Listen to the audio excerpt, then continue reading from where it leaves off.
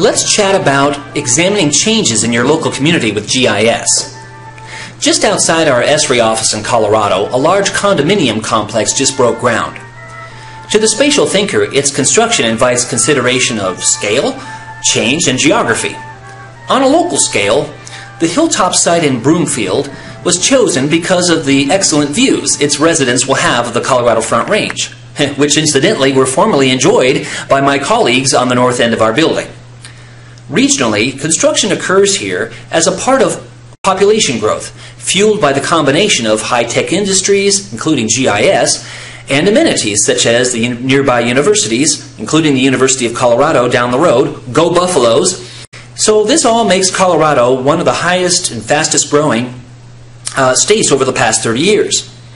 Now think briefly with me for a moment on the history of humanity. For centuries, communities changed very little.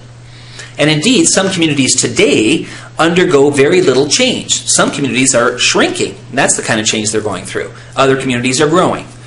Yet in most communities, changes in infrastructure, total population, and the makeup of that population are commonplace. Therefore, the theme of the 2011 Geography Awareness Week was the adventure in your community. It's quite relevant, really, not just in 2011, but beyond. Because community changes can be examined spatially through the use of a GIS, or Geographic Information System. One way to do this is to start examining regional scale changes by comparing historical to current or recent Landsat imagery by using the Change Matters website.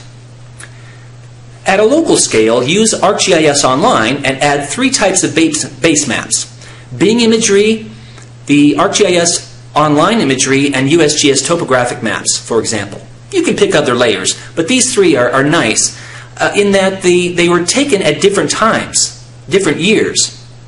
So you can toggle the layers on and off and or make them semi-transparent so that you can compare and contrast them. These 3 sources were created on different dates, with the USGS topographic maps being generally the oldest. And thus they provide an easy and powerful way, by looking at all 3, to examine changes in your local community. Another way to analyze change is through demographic shifts. Open the USA Demographics for Schools map in ArcGIS Online, for example, to study the amount and location of population change from 2000 to 2010, and the median age, median income, ethnicity, and neighborhood lifestyle indices for your neighborhood. Collaborate with other educators and students or youth clubs across your city or across the country, and compare your community's characteristics with those of the other community that you're collaborating with. Why do differences exist? What is the same? Take a look at a few photos with me. Where do you suppose this neighborhood is? What clues exist that help you determine its location? What about this neighborhood? How is it the same as the previous neighborhood I showed you? What clues exist that help you determine its location? What forces are acting on that neighborhood? What will it look like in the future? What did it look like in the past? Go outside and take pictures and videos around your local community. Sketch what you see. Write text about what you see. Revisit the same sites using different weather events and in different seasons, or in the case of my ESRI neighborhood here in Colorado, after the construction is complete. Link these photographs, videos, and text to points on your maps in ArcGIS Online.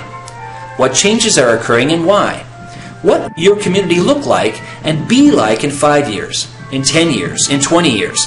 What can you do to influence your community in a positive way? What do you want your community to look like in 5 years, 10 years, and 20 years?